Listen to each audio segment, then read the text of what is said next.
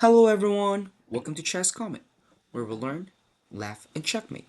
For today's video, we're going over the ninth game of the Speed Chess Championships 2026, where the world number one Magnus Carlsen is playing with the white pieces.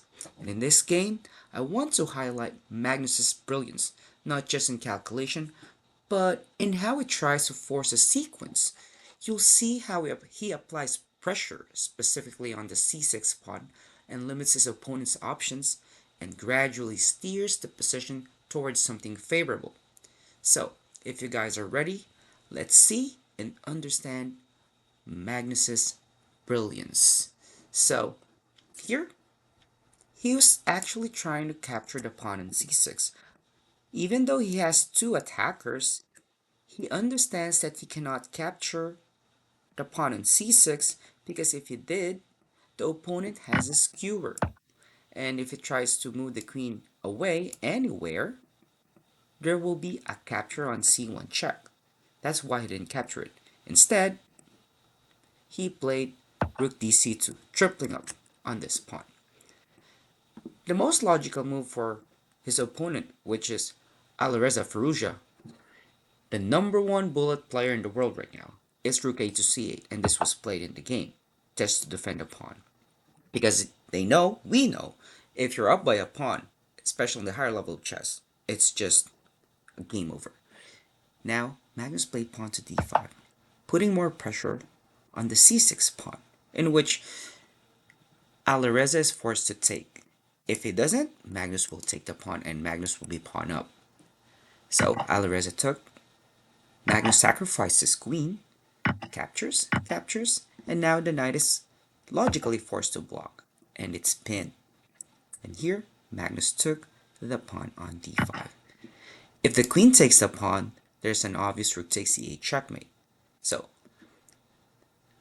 Alireza played queen to e3 with its check. But before that, let's take a look. What if Alireza moves his queen back to d7? Then Magnus will just simply attack the queen, and now we'll be forced to get away from the knight, and Magnus will be able to capture the knight. That's why Alireza didn't move the queen back. Instead, he gave Magnus a check, in which Magnus just moved his king to f1 to defend. Let's try to go back again. Okay, coach, isn't this bishop free? Why didn't Alireza capture it? Because if Alireza captures the bishop, there is rook e1, skewering the knight, and eventually, white wins. So, let's stick to what happened and what Alireza played, which is queen to e3 check, Magnus played king f1, and then the threat now is to play bishop takes b5 and apply more pressure to the knight, in which Alireza played bishop to d3.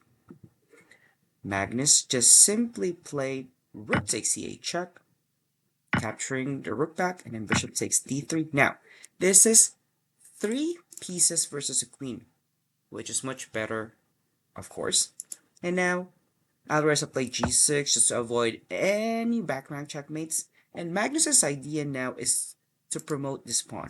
But before promoting the pawn, he's going to create what we call a fortress, so that the opponent cannot do anything to capture any of his pieces. First, he pushed the pawn to d6. Pushed the pawn to d6. Alireza played queen e6 to attack. Here, Magnus can just simply play bishop e4 as well, or capture b5, but he chose to play a3. Now, look at this setup. It's a fortress. Black cannot capture anything. And then Alireza played queen d5, and look at this move again. Bishop to e2, a quiet move, with the idea of playing rook to d1. Alireza played h5, and after rook to d1, Alireza resigned. Why did he resign? Because regardless of where the queen goes, the threat will be pawn to d7. But let's just say the queen goes back to a8. White will play pawn to d7. If black plays queen d8, white will either play bishop a5 or bishop e7, which doesn't really matter where. And after black captures, pawn promotes. And that's it. So today, Magnus won his 5th Speed Chess Championships, and he is arguably the greatest of all time. Okay, I hope you guys learned from this video, and if you do, don't forget to like, subscribe, and share the good chess vibe. Until next time, bye bye everyone!